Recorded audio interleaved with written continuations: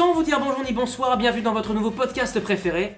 Qui suis-je? Un gamin capricieux, presque pathétique, voire même attardé sur les bords, qui doit sa gloire qu'à sa femme. Je parle bien sûr de Napoléon, c'est en tout cas comme ça que Ridley Scott présente ce personnage mythique de notre belle histoire française, incarné par Joaquin Phoenix. Son nouveau film au titre éponyme est scénarisé par David Scarpa, qui est d'ailleurs déjà derrière le futur Gladiator 2 et Cléopâtre. Bref, le film retrace les origines, vous l'aurez compris, de Napoléon et de son ascension depuis sa promotion au moment de la Révolution jusqu'à ces derniers jours, à travers le prisme de la relation explosive avec sa femme et unique amour, Joséphine, incarnée par la fabuleuse Vanessa Kirby. Blockbuster raté ou réussi, on voit ça tout de suite, bienvenue dans Hors Champ.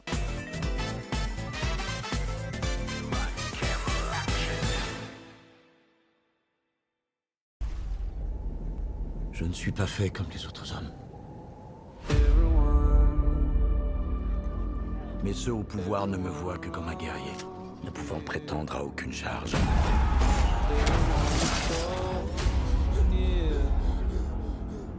Mais je marche dans les pas d'Alexandre le Grand et de César. Quel est votre nom? Napoléon. Le cours de ma vie vient-il de changer? Tu crois être un grand homme. Tu n'es rien si je ne suis pas avec toi. Dis-le. Je pense que je parle au nom de tous quand je dis que nous dormirons beaucoup mieux sans cette vermine. À qui est ce pays?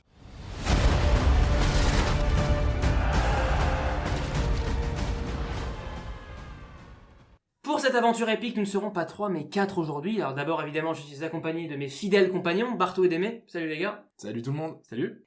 Aujourd'hui nous ne sommes pas seuls. Nous ne sommes pas seuls puisque on reçoit Paul, un grand ami, un spécialiste du western italien mais aussi fan d'histoire et de Napoléon et c'est pour ça qu'il est là aujourd'hui. Comment tu vas? Salut les gars, ça va super, merci de me recevoir. La grande famille hors champ s'élargit. Effectivement, ouais, ça me fait très plaisir d'être là. Aujourd'hui on est là pour parler donc de Napoléon, vous l'aurez compris. Alors première petite question tout simplement avant de batailler avec le film, faisons un petit tour de table. Quel est votre sentiment vis-à-vis de ce film? Et Paul, comme c'est ta première émission, c'est toi qui commences. Et ben moi je vous avoue que je vais être assez radical dès le début, j'ai pas du tout aimé ce film. Enfin, en fait, au-delà des aspects historiques, vous le savez, qui ont engrainé un très grand problème médiatique, beaucoup de gens ont parlé, les historiens sont beaucoup déchaînés sur le film. Et même au-delà de ça, j'ai pas aimé le film dans sa conception, dans son scénario. Le jeu d'acteur est pour moi mauvais, sauf pour Vanessa Kirby qui s'extrait du lot. Mais sinon, j'ai pas du tout été emporté. Je m'ennuie beaucoup durant le film. J'ai l'impression même d'avoir vu la version longue pendant la version normale. Et toi Bartho, t'as un avis plus modéré quand même. Bah en fait, pour être honnête, il me fait un peu de la peine ce Napoléon. Franchement, je suis face à un film qui hésite tout le temps. Est-ce qu'il doit être un grand divertissement populaire qui rassemblera tout le monde au cinéma? Ou est-ce que ça va être un film profond, politique, engagé sur le tyran qui était véritablement Napoléon? Parce que tu parles d'approximation historique, pourtant, c'est pas fou de dire aujourd'hui que Napoléon était un tyran. Du coup, Ridley Scott, il essaye de faire un film qui est à mi-chemin entre une farce burlesque inspirée des grands films muets des années 20, une comédie plutôt familiale. En fait, ce film sait jamais quoi être. Du coup, moi, je suis un peu embarrassé devant. Et en même temps, je me dis, il y a une ambition qui me plaît, donc j'aurais envie de le défendre aujourd'hui. Je passe pas un mauvais moment devant Napoléon. Pour moi, c'est 2h40 qui passe assez vite parce que c'est un film qui est divertissant, parce que Ridley Scott, c'est pas un mauvais réalisateur. Voilà, moi j'avais bien aimé Le Dernier Duel, je trouve qu'il a quand même un don pour faire du bon divertissement. Après, c'est pas un très grand film, c'est là où je rejoins Paul, c'est que je m'ennuie quand même dans beaucoup de scènes qui sont pas des scènes de bataille, on aura le temps d'en reparler de ces scènes-là, mais c'est un film qui est très imparfait, qui a un scénario qui est en pilote automatique, et je pense que c'est un film très mineur de la carrière de Ridley Scott, donc c'est une petite déception. Alors là pour le coup, moi je rejoins surtout Paul en fait parce que Ridley Scott c'est un réalisateur que j'aime beaucoup, donc il a fait mon film quand même préféré, donc Blade Runner, et j'étais tellement déçu, je partais déjà avec pas mal d'a priori parce que faut avouer qu'il n'avait pas eu des très bons retours, mais donc non, j'ai été très très déçu, comme tu disais Paul, que ce soit ce que ça raconte, la mise en scène, la façon surtout dont on traite le personnage de Napoléon, qui m'a considérablement déçu. Mais donc c'est surtout la mise en scène et voilà, ce que ça raconte sur le caractère du personnage qui m'a déçu. Paul, tu soulignais un truc intéressant tout à l'heure, c'est le scandale qu'il y a eu en France sur les erreurs historiques. Tous les historiens, enfin pas tous, mais beaucoup d'historiens se sont emparés de cette question et ont crié au scandale. Est-ce que c'est un point qui vous a gâché votre visionnage du film ou pas, Démé? Je trouve qu'il y a deux choses à distinguer là-dedans. Il y a les scènes fantasmées qui n'ont jamais eu lieu, c'est-à-dire le tir sur les pyramides. Ça voilà, peut-être vous avez vu passer sur les réseaux sociaux, ça c'est fantasmé. le fait qu'il aurait assisté à l'exécution de Marie-Antoinette et d'autres détails comme par exemple les derniers mots qu'il aurait dit, on aura peut-être l'occasion d'en reparler là aussi. Donc il y a ça, et il y a aussi la dimension où il a voulu faire tomber l'idole, montrer que Napoléon était un tyran impulsif, colérique, adolescent même. Et donc c'est quelque chose qui a beaucoup agacé les médias en France. Bon voilà aussi toute une partie de la droite et de l'extrême droite qui voit en Napoléon une sorte de héros français. Et donc ça pose quand même la question de est-ce qu'un film historique se doit être véridique à 100% ou au moins respecter une partie de l'histoire. J'ai pas la réponse à cette question, mais en tout cas ce qui est sûr c'est que ça sauve pas le film. Donc Barto, toi je sais pas ce que t'en penses là-dessus. Bah encore une fois, je suis vraiment embêté avec ce film, hein, parce que je suis partagé entre l'idée de me dire, il est profondément bête, ou il est tellement engagé dans une idée de vouloir désacraliser Napoléon, qu'il en oublie juste qu'il est un film historique à la base. Tu parles tout à l'heure de la scène des pyramides, mais il y a un nombre de scènes dans ce film qui sont invraisemblables historiquement. Mais pour vous dire la vérité, c'est pas tellement ça qui me dérange. Je veux dire que, au fond, qu'un film fictionnel, parce qu'il a jamais bu des documentaires, donc tant pis, s'il invente, change des détails de l'histoire, c'est pas grave. Bah c'est pas grave qu'il y ait des éléments fictionnels, en fait, c'est même normal, je suis même content que ce soit le cas, sinon, on regarde un documentaire. Même si ce que je dis est sujet à débat, bref. En tout cas, qu'il y ait de la fiction dans la fiction, bah c'est normal. Maintenant, certains oublis historiques me semblent compliqués quand on aborde un tel personnage comme Napoléon. Tout à l'heure, je le décrivais comme tyran, mais même ce que j'ai dit, c'est quelque chose déjà de très engagé et pas partagé par tout le monde.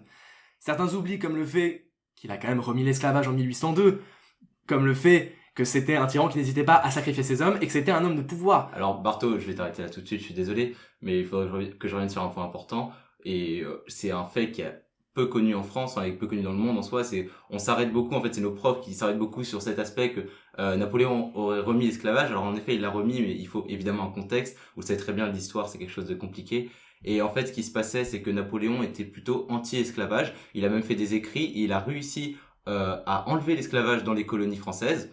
Sauf que les colonies anglaises en Afrique, qui voyaient que les colonies françaises étaient libres, ont commencé à se révolter contre l'Empire britannique. Et elles ont commencé à dire, nous aussi on veut on veut abolir l'esclavage, nous aussi on veut être libres. Et donc l'Empire britannique, qu'est-ce qu'il fait? Il envoie un message à la France. Il dit, si vous remettez pas l'esclavage, il y aura une guerre forcément. Donc Napoléon a fait les deux poids deux mesures. Il s'est dit, je vais remettre l'esclavage. Il l'a rétabli pour une dizaine d'années, jusqu'à ce que l'Angleterre finisse enfin par abolir l'esclavage. Mais en tout cas, ce qu'il faut savoir sur ce point, c'est que vraiment, c'était une décision rationnelle et pragmatique en soi, parce que il voulait éviter à tout prix une guerre. En tout cas, ton point historique, c'est... Ouais, franchement, moi non plus. Et ton point historique, c'est la preuve d'un truc, et comme ça, je terminerai mon point là-dessus. Napoléon, c'est une des figures historiques les plus controversées et complexes de l'histoire. Du coup, la position de Ridley Scott d'en faire un gros débile qui ne comprend rien au monde, ça me semble être légèrement trop... Moi, ça me paraît... je suis pas un professionnel d'histoire, peut-être après on parlera de cinéma, ouais. Mais je pense qu'un mec qui s'est fait lui-même empereur, qui a chopé la couronne au pape, et qui a conquis l'Europe à lui tout seul, avec des guillemets, mais il a quand même conquis toute l'Europe, ça me semble quand même sujet à débat, le fait qu'il soit pas un minimum stratège militaire, quoi. Dans le film, on ne ressent vraiment pas son intelligence, il en a aucune, quoi. C'est vrai que Napoléon, il est quand même dans ce film représenté comme un gamin pourri gâté, quoi. Tu te dis, c'est le gamin pourri gâté qui n'est rien sans sa femme, qui n'est rien sans Joséphine, qui n'est rien sans les autres. Qui n'est rien sans sa mère. Qui n'est rien sans... Beaucoup de scènes, il se met à grogner. Alors attention, je suis pas en train de dire défense à Napoléon, ne touchons pas à notre figure française, pas du tout. Et d'ailleurs, c'est pour ça que, peut-être que Bartou, tu veux en parler, mais ça, en fait, ça me dérange pas qu'il y ait des erreurs historiques, parce que...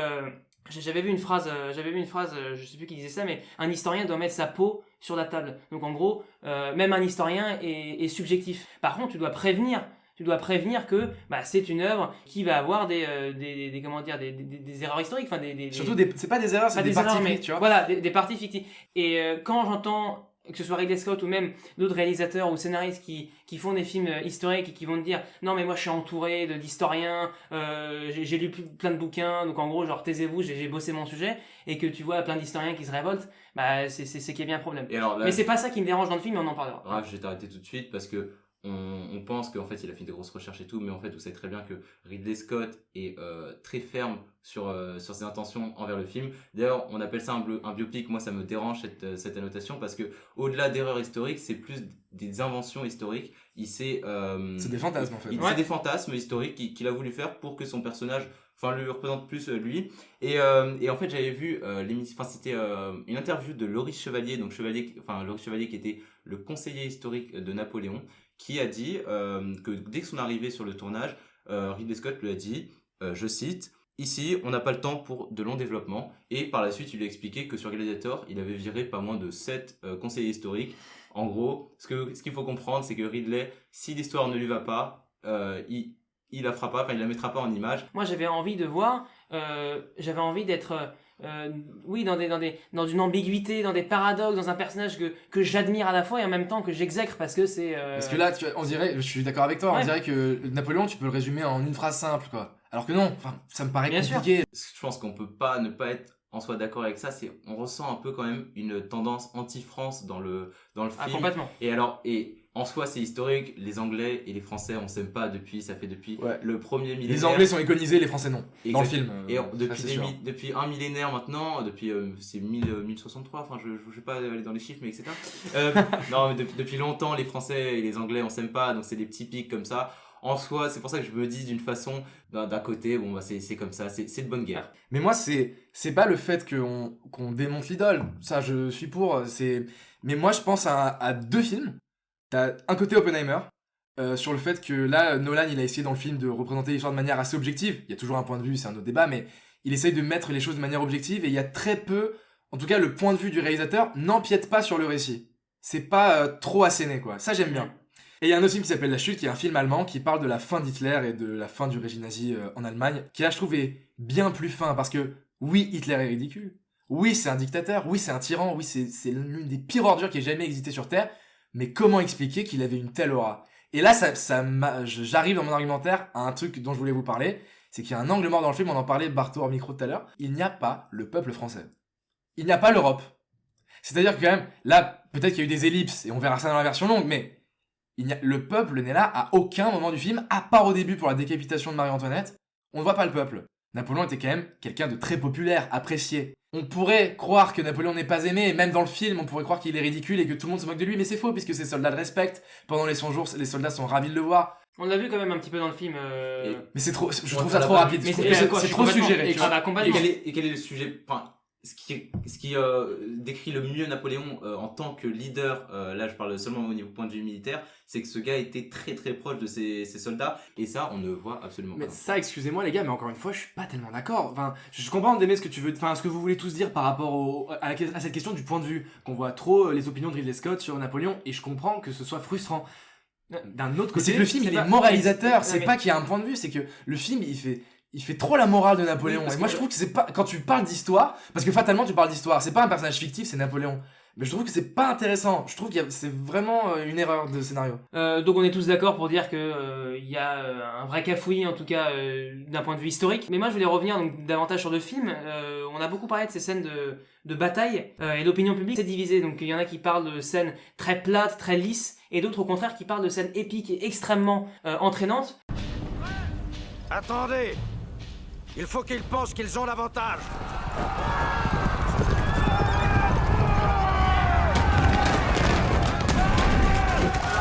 Envoyez l'infanterie sur l'ennemi, qu'elle se déploie!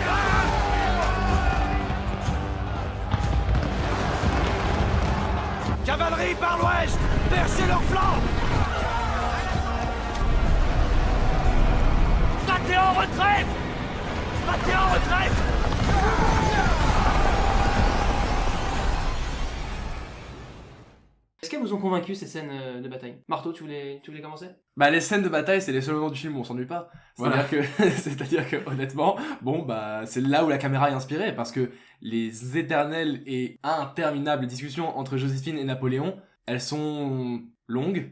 La caméra, bah elle fait un champ contre champ. Souvent c'est le même à chaque fois. Il y a pas grand chose de cinéma dedans. Il y a pas un langage, il y a pas une grammaire de cinéma qui est passionnante, pas très très inspirée. Sauf les scènes de bataille. On dirait que Ridley Scott il avait envie de filmer que ça, et ça se sent. Il y a un vrai travail dans l'esthétique. Ça fourmille de détails absolument partout. Je sais pas si vous faites attention. La bataille d'Austerlitz. La bataille d'Austerlitz, elle est frappante de détails, pas de réalisme, mais qu'importe. C'est hyper jouissif à regarder. Et d'ailleurs, c'est ce qu'expliquait le chef opérateur du film, Darius Winslow, qui avait déjà bossé depuis 5 films avec Ridley Scott, qui avait aussi fait Pirates des Caraïbes et certains films de Tim Burton. Il voulait vraiment donner à ces batailles une grandeur, et pour ça, l'éclairer le plus possible à la lumière naturelle. Ça paraît pas très important ce que je dis, pourtant je trouve que si. On voit que dans ces batailles, il y a un vrai souffle épique qui est donné en permanence. Elles sont éclairées comme dans un grand tableau du style Caravage ou Rembrandt, et ça donne un côté, voilà, grandiose, épique. Pas parfait, mais intéressant. Alors ouais, moi je suis pas du tout d'accord avec toi sur le principe en fait des scènes de bataille qui sont pour moi déjà en fait c'est même pas un point positif puisque on sait très bien que Ridley Scott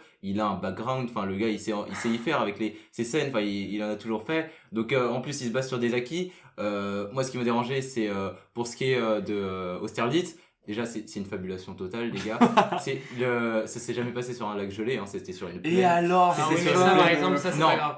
Ça, à la rigueur, Surtout moi, que pour moi, l'avantage de cette scène d'action, c'est justement ces soldats qui tombent dans la glace. Moi, je Non, trouve mais ça les gars, magnifique. justement, Et c'est pourtant, un des seuls moments qui est un petit peu plus enlevé. Il y Ah a ouais, un ouais, petit ouais, éclair de génie où là il s'est dit, ah là j'ai une idée. excusez-moi, mais le nombre de figurants est assez médiocre, je trouve, parce que quand on pense au film de Abel Gance, vous savez, c'est le premier Napoléon de 1920, enfin, pas le premier, mais c'est un grand Napoléon de 1927, il y avait des milliers de figurants, enfin, ça se donnait vraiment, c'était impressionnant. Là, il y a beaucoup de CGI, en plus, le schéma de la bataille, on sait pas trop ce que Napoléon veut, enfin, Ouais. on nous décrit même pas ça. Par contre, on voit du sang, par contre, on voit des boulets qui déchiquent tout le monde, ça c'est sûr, ça pète aux yeux, bah, écoutez, ça me satisfait pas. Moi je les ai trouvés spectaculaires ces scènes de bataille. Après, tu as raison sur un truc, c'est qu'il repose sur ses acquis, et je dirais même que le Ridley Scott, il a peut-être 81 ans, mais il a regardé un petit peu ce qui s'est fait récemment, et notamment sur le support sériel. Ça m'a frappé tout de suite, moi. Bah du coup, vous deux, Paul et Raph, vous avez pas vu, mais Game of Thrones, il y a énormément de scènes de bataille, bah, du coup médiévales, inspirées d'histoire Ouais. française, et tu sens vraiment l'inspiration, notamment de la saison 6. Pour ceux qui l'ont vu, vous saurez de quoi je parle. La bataille des bâtards, il y a vraiment le même plan. C'est à la bataille de Waterloo, il y a un plan sur des chevaux qui courent qui est très élégant, je trouve. Ouais. Mais c'est plan pour plan la bataille des bâtards de Game of Thrones. Et je pense qu'au-delà d'un hommage, c'est un petit peu un aveu de faiblesse, un manque d'inspiration, et même cette lumière naturelle qui fait très Rembrandt, tu l'as dit, un peu Caravage et tout. Je l'ai trouvé très belle. Mais là, ça me rappelle vraiment la bataille des bâtards de Game of Thrones, quoi. Donc même là, on peut pas dire que ça m'a plu. Mais même là, c'est pas une innovation, c'est pas quelque chose, c'est pas un éclair de génie. Attends, mais là, Il a reproduit des standards qui sont très bons, et c'est tout à son honneur. Bon, voilà, ça fait pas avancer le schmilblick. Non. Et d'ailleurs, bon, c'est juste un petit aspect, mais on parle des batailles, en vrai, il n'y en a que deux, hein, les gars, parce que celle des pyramides, c'est même pas une bataille. Celle de Toulon, elle est terrible, la première est Celle de terrible. Toulon, elle compte pas. qui n'est pas vraiment à Toulon, hein, si tu veux aller dans ce sens-là. Oui, non, je savais pas, je t'avoue, mais merci de me l'apprendre. Et On s'en fout. le piège des Russes, bon, bah, c'était même pas une bataille non plus. Enfin, c'est vraiment, ils se font tirer dessus par quelques boulets, ils arrivent, enfin, alors que c'est pas du tout passé comme ça. Et puis, c'est dommage. Dans ce cas-là, lui qui aime bien le grandiose, il aurait pu au moins une fois s'inspirer Oui, des faits réels, parce que dans les Oui, faits, c'est vrai. les gars, dans les faits réels, c'est beaucoup plus imposant. Là, je sais pas si vous avez vu sur Austerlitz, on a l'impression qu'ils sont 10 000 à peu près, alors que juste avant, ils nous parlent de 100 000 d'un côté, 100 000 Ouais. de l'autre, et c'est Ouais, dommage, c'est dommage, moi je trouve. Vous parliez de la lumière justement utilisée dans ces scènes de bataille, ce côté un peu grisâtre, il y a un truc un peu, une couleur très grisâtre qui moi, franchement, en fait, j'ai trouvé les scènes de bataille très ringardes, pour vous dire. Ah, je suis pas d'accord. En fait, dans le film, donc t'as soit une couleur qui est très grisâtre, ou alors tu vas avoir des couleurs chaudes avec le feu. Je trouve que T'as souvent vu ça, honnêtement, pour des grandes batailles à gros budget, t'as souvent vu une direction artistique aussi marquée. Qu'on l'aime ou qu'on l'aime pas, franchement, je trouve quand même que c'est un des seuls points du film qui se défend. Alors Il y a là, aussi, alors juste pour finir, vas-y. non, je tu- sortirai un petit exemple juste comme ça, et ça vous paraît un peu ringard, c'est mon enfance et tout, mais Transformers 5, les gars. Non, mais Kagemusha. Qu'on se le dise, la bataille du début, et en fait, elle te claque visuellement, mais et c'est dommage qu'ils fassent ça. Non, mais. C'est quoi ce grand écart entre À quel Transformers âge- à quel âge tu l'as vu ce film? Non, mais les gars, je rigole pas parce que si on parle. Là, T'as peut-être raison parce depuis que tout à j'ai pas l'heure, vu. depuis Donc, tout à l'heure, vous êtes en train de me dire, ouais, moi j'aime bien parce que là, il y avait. Enfin, j'aime bien voir ces batailles parce que ça claque et tout. mais non, Et- non, Et justement, même si c'est pas la même histoire, visuellement c'est beaucoup plus intéressant parce qu'ils sont beaucoup plus acharnés sur le produit, alors que là c'est comme tu disais, Raph, c'est morose, c'est terne, Lisse. vraiment, c'est lisse. c'est enfin, lisse, c'est vraiment le mot. Et les scènes de bataille, là où je trouve que c'est ringard, c'est la musique classique et le ralenti utilisé, c'est lourdeau quoi. Non, le pire, c'est C'est les lourdeau. c'est Non mais les vous musiques, en souvenez ou pas ça? C'est-à-dire. Raph, c'est le pire, c'est les incrustations de musique française dans les 2-3 premières batailles du début, si on peut appeler ça des batailles, comme les aristocrates à la lanterne et tout. Enfin, c'est ringardos. Peut-être pour que du coup, nous comme on est français, peut-être on n'a pas le recul. Et peut-être que dans les autres pays, aux États-Unis, ils doivent se dire, oh c'est génial, c'est français, Bien so sûr, French, bien tu sûr, vois. bien Mais sûr. quand on entend ça, on se dit, mais c'est C'est tellement déjà au-delà même du cliché, c'est juste ridicule, vraiment. Bah vous dites que la musique elle est ringarde et tout, honnêtement c'est peut-être vrai, mais je me dis bon, c'est cohérent avec le propos du film, ça me choque pas, ça... pour le coup c'est vraiment pas ça qui me sort du visionnage. Mais c'est pas, encore une fois, c'est pas la... Et on passera à une autre question après, mais c'est pas la cohérence, moi, la cohérence historique qui m'intéresse, c'est juste que le film est ennuyant, quoi. Il y a une dichotomie lourdingue entre les scènes qui relèvent de la farce et les scènes qui sont épiques. C'est ça surtout, moi je trouve, qui toi peut-être t'as créé un ennui, mais moi qui m'a surtout créé une sorte de déséquilibre, quoi. Je savais vraiment pas sur quel pied danser. Il y a des films qui arrivent à très bien mélanger les genres, on en a vu beaucoup cette année, et je trouve que Napoléon n'en fait pas du tout partie. Donc pour vous, le film n'a pas réussi le pari de mélanger à la fois une grande épopée historique et l'histoire très explosive entre Napoléon et Joséphine. Pour vous, il n'a pas réussi à faire ce mélange-là? Non. Non, du tout. L'alternance entre divertissement et comédie romantique marche que très peu, sauf à la fin. Je dévoilerai pas exactement ce qui se passe, mais je trouve qu'il y a un espèce de souffle poétique et un peu transcendantal que j'ai trouvé vraiment touchant et surprenant dans un film pourtant où je suis jamais investi émotionnellement. Pour le coup, je vois des effets partout, je vois Joaquin Phoenix qui fait des mimiques, mais jamais je suis à fond.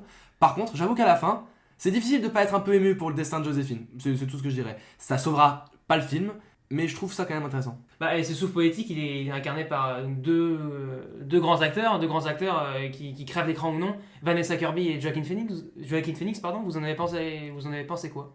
Alors Raph, qu'on a vu ensemble, parce que pour ceux qui veulent savoir, on a vu avec Raph ensemble le film.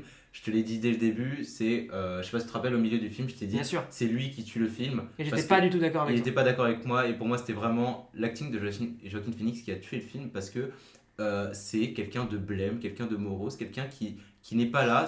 En fait, on peut penser à une direction, et moi je pense que c'est vrai que Ridley Scott a du mal le diriger sur ça. Parce que en fait il a voulu, bon, c'est l'intention, c'est fait exprès, hein, je dis pas que c'est mal fait parce que c'est ce qu'ils ont voulu faire, mais ça marche pas du tout. Dans son air, on dirait qu'il est un peu attardé. Bien sûr, les bah gars, ouais. la scène du début, le siège de Toulon, excusez-moi, mais on dirait. Il est ridiculisé dès le départ. Mais je crois qu'il l'a même dit en interview, il dit selon lui Ridley Scott, Napoléon c'est un attardé, c'est juste... Oh oui, non mais là vraiment la scène du début, en fait en même temps, j'ai envie de te dire, c'est limite bien de sa part parce que ça te fout tellement une claque sur ce qu'il pense de Napoléon et de son personnage que au fil du temps, tu te dis, bah, en fait, ça va, il devient de plus en plus mature. Au début, c'était un petit enfant et il commence à devenir de plus en plus mature. Bah, Joaquin Phoenix, pour le coup, il est parfait pour ce qu'a voulu faire Ridley Scott, il est parfait. On a vu il m'a fait penser, moi, dans Boys Afraid.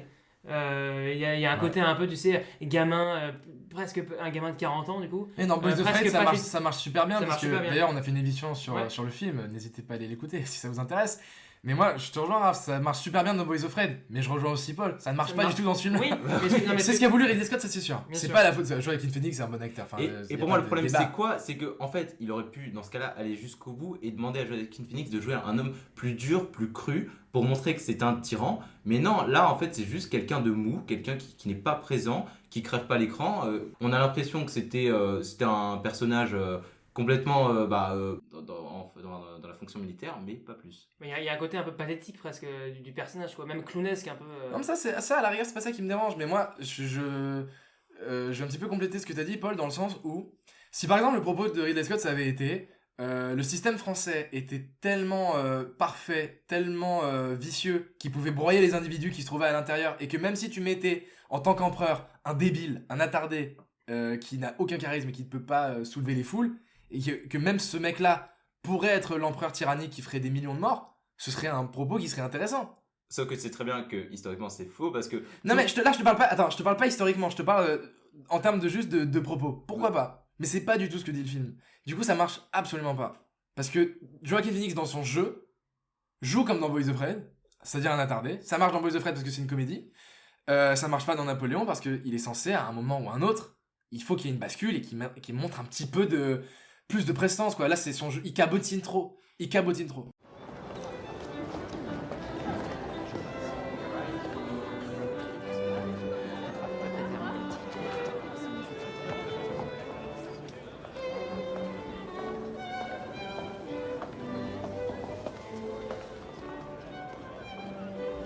Pourquoi me regardez-vous?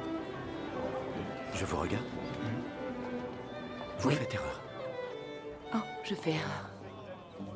En fait, non. Je regardais votre visage. Quel est donc ce déguisement que vous portez?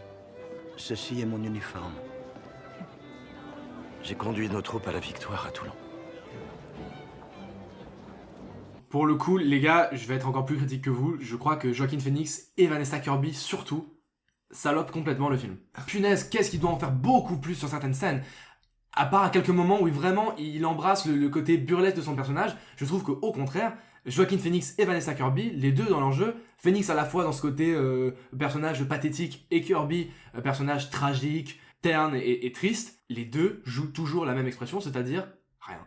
Ils jouent le vide dans leurs yeux, ils ont rien. Et ça, pour le coup, bah, je pense que c'est juste une tendance américaine que Ridley Scott suit depuis 30-40 ans, qui est de dire un acteur américain joue si bien quand on dirait qu'il est constipé. C'est même...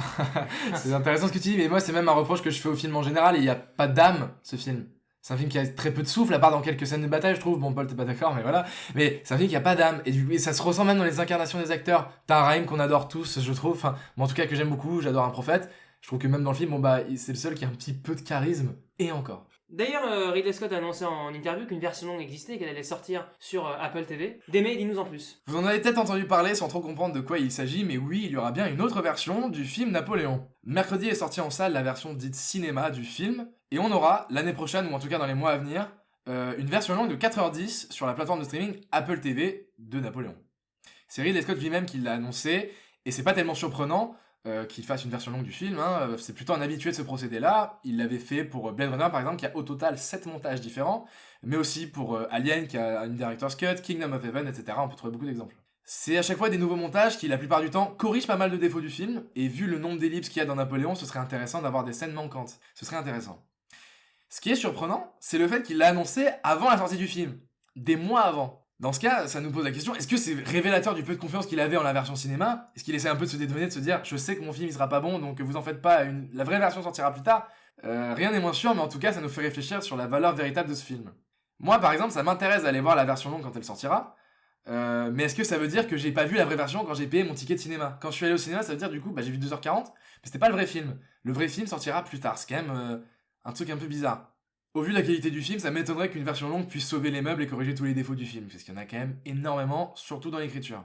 Mais je vous le disais tout à l'heure, si Ridley Scott a bien annoncé un nouveau montage du film, Apple, pour son côté, n'a rien confirmé pour le moment. Donc c'est-à-dire qu'il a annoncé une version qui existe tout seul. On sait pas si elle va vraiment sortir sur Apple TV, c'est possible, mais on n'en est pas sûr. Puisque Apple est le producteur principal du film, mais on sait pas si c'est vraiment dans leur intérêt de le faire. Je pense qu'ils attendent de voir si le film marche bien, surtout que c'est un bordel de production, puisque le film Napoléon a une exclusivité salle d'au moins 1 an. Et pour conclure ce petit dédito sur la version longue de ce film, je parlerai du fait que si vous regardez bien au début du film, il y a dans le générique du début, on voit les acteurs du film, il y a Ludivine Sagnier, qui est une actrice française, voilà, qui est créditée quand même au générique du film, mais qui n'apparaît pas une seule seconde, pas dans un seul plan de la version cinéma. Pourtant, il y a écrit son nom. Elle est créditée, mais complètement absente. Donc on verra si elle est dans la version longue, probablement, puisque sur les réseaux sociaux, il a dit oui, je suis pas dans le film, mais allez le voir quand même, c'est un bon film.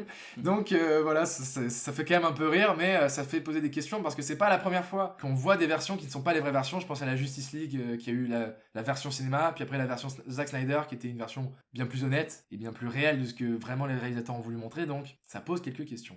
Merci Démé pour cet édito. Les gars, vous voulez réagir? Démé, Paul, tu voulais dire un... Alors, je pense que je vais directement tuer toutes vos espérances. Enfin, toutes vos espérances vont partir. Pourquoi? Parce que Ridley, bon, il est un peu âgé, on va pas lui reprocher ça, mais il se contredit beaucoup parce que dans une interview récente pour la Paramount, il disait qu'en fait, que de ce qu'on a vu au cinéma, je cite, ce que nous avons vu est là la version parfaite du film. C'est-à-dire que pour lui, en fait, il a dit ça. Le virage à 180 degrés, il n'assume absolument pas. Il s'est perdu. Après, est-ce qu'il sait mal vendre son film? Peut-être. Peut-être. En tout cas, moi, j'ai pas d'espoir dans cette Paul, version. regarde David Fincher qui dit ah oui, Netflix c'est vraiment le futur du cinéma et c'est le meilleur endroit pour la création. Je pense juste que tous ces réalisateurs qui ont signé des contrats avec des plateformes, ils ont un flingue sur la tempe et ils peuvent pas dire la vérité. Enfin, moi je crois juste qu'il est bloqué dans son contrat et qu'il fait ce qu'il peut. Il essaye d'ailleurs, je pense que le fait qu'il ait dit en interview oui il va y avoir une version Director's Cut et qu'Apple TV était pas au courant, je pense que c'est un appel du pied pour dire pitié, sortez-moi de là. On pensera notamment au film donc, de 1927 de Abel Gance qui lui, en fait, dites-vous, le film dure 5 heures et pourtant on parle que de 5-6 ans de la vie de Napoléon. Enfin, dites-vous que ça a découragé quand même un des plus grands cinéastes qu'on connaisse dans l'histoire du cinéma, qui est Kubrick. En fait, c'est depuis au début de sa carrière, et durant toute sa carrière, il a pensé à un scénario. Il s'est beaucoup renseigné, même quand il faisait ses films à côté, il se renseignait beaucoup sur la vie de Napoléon. Et en fait, il a eu ce grand fantasme de faire un grand film sur Napoléon. Mais après sa sortie d'Eyes Wide Shut, il n'a jamais pu finir ce scénario. Il n'a jamais pu mettre en scène ce Napoléon qui devait être grandiloquent et vraiment grandiose. Et d'ailleurs, dites-vous qu'en 2024 ou en 2025, Il y aura une série. Spielberg va sortir une série, non pas sur Napoléon, mais Inspiré. sur la création. Ouais, du coup, juste, du je scénario. permets de préciser. Alors, la série, elle est en galère au niveau production parce que du coup, Spielberg n'est que le producteur. C'est l'un des producteurs, c'est pas le producteur principal. Et surtout que la série devait être réalisée par le réalisateur, du dernier James Bond qui s'appelle Fukunaga. Ouais. Et qui a été accusé d'agression sexuelle. Donc, la production est ralentie. On sait pas si ça verra le jour tout de suite. Mais ça devrait être repris. Enfin, en tout cas, c'est un fantasme à Hollywood de se dire le scénario de Kubrick, est-ce qu'on va pouvoir l'adapter? Est-ce qu'on va pouvoir faire ce grand projet un jour au cinéma? C'est d'autant plus pour ça qu'on est déçus. Non, et c'est d'autant plus pour ça que s'il y en a des auditeurs mais même vous les gars, si vous voulez vraiment voir une œuvre qui se rapproche au plus de ce qu'a pu être Napoléon, donc voir sa vie, certes ce sera un peu sacralisant pour lui, mais c'est la série de Yves Simoneau, vous savez, qui est sortie en 2002, avec Christian Clavier et Gérard Depardieu. Et les gars, c'est une mini-série de quelques épisodes qui dure 6 heures en tout. Et alors là, pour le coup, c'est mis en scène. Mais les gars, vous rigolez, mais Christian Clavier joue très bien dedans. Ah, bien Ah, sûr. mais C'est sûr. Et c'est mis Je en rigole fait, parce que tu sais que je vais aller la regarder en plus. Donc, et voilà, et en plus, dites-vous que c'est une production à 40 millions d'euros, ce qui est énorme. Et au moins, ça représente au mieux la vie de l'empereur. Et là, on aura une petite fresque de ce que ça a pu être Napoléon. Vous l'aurez compris, on est tous un petit peu déçus, voire très très déçus du nouveau Napoléon de Ridley Scott. Mais malgré tout, est-ce qu'on le recommanderait aux auditeurs? Non. Voilà. Non, si, il y a d'autres films à aller voir, quoi. Enfin, c'est toujours bien d'aller faire son propre avis, évidemment. On n'est personne pour vous dire de ne pas voir ou d'aller voir un film. Privilégier d'autres films, peut-être. Ouais, je pense que c'est une bonne conclusion, Ouais. honnêtement. Surtout que, et en plus, ça peut être un beau message envoyé à Ridley pour lui faire comprendre que. Parce qu'il le va message- évidemment écouter notre épisode. Non, Ouais, je parle du nombre de vues. C'est, Ouais. De pas aller comme on a une pas énorme aller en salle. communauté, forcément, tu vois, ça va jouer beaucoup sur Ah les oui, oui, chiffres. pardon. Donc, c'est bon. Donc, Barto, est-ce que toi tu nous sauves un petit peu ou pas? C'est un film vraiment imparfait, mais c'est un film qui vaut le coup d'être vu en salle. Les scènes d'action restent impressionnantes et la salle de Ça cinéma, a été c'est le meilleur pensé pour une expérience en salle de cinéma, quoi. Donc n'attendez pas que le film sorte sur Apple TV pour vous le faire sur votre téléphone. Ça mérite au moins, voilà, moi qui n'ai pas aimé le film, ça mérite d'être vu en salle. Le film a été pensé pour ça et on n'a pas tous une installation à 50 000 € chez nous pour se faire les films dans les meilleures conditions. Donc bon, je trouve que c'est une bonne raison d'y aller. Et c'est déjà la fin de cet épisode, merci de nous avoir écoutés. On a ici deux hommes illustres de la critique et on vous retrouve où justement, Démé et Paul. Vous pouvez me retrouver sur le site cineverse.fr où je fais quelques critiques. J'en ai fait une sur l'Abbé Pierre récemment et sur Five Nights at Freddy's. Donc si vous voulez avoir un petit avis sur le film, n'hésitez pas à aller soutenir le site qui est d'ailleurs, je suis pas le seul à écrire dessus, je suis même loin d'être le seul. Donc on fait un travail d'arrache-pied pour vous proposer de la qualité. Donc n'hésitez pas à y aller, ça donne toujours de la force. Pour mon cas, vous pouvez me retrouver sur Sens Critique avec donc le compte Pablo Escobar, non pas Escobar comme certains le connaissent. C'est un trafiquant de drogue, ce n'est pas moi. Moi, je suis le critique du coup. Donc Pablo Escobar avec un R, Sens Critique pour les Français. S'il y a des bilingues, vous me retrouverez sur Letterboxd. Je pense qu'on peut en finir là. Et Barto, est-ce qu'on te retrouve quelque part? Oui, alors en ce moment, je joue beaucoup à FUT et Clash Royale. Ouais, Sous le nom bien de sûr. Barto93. Si vous m'affrontez, je serais très heureux de vous affronter aussi. On notera ça en description. Attention à mon deck armé de squelettes. Merci à tous de nous avoir écoutés, c'était Hors Champ et on se dit à la prochaine dans vos écouteurs. Salut tout le monde.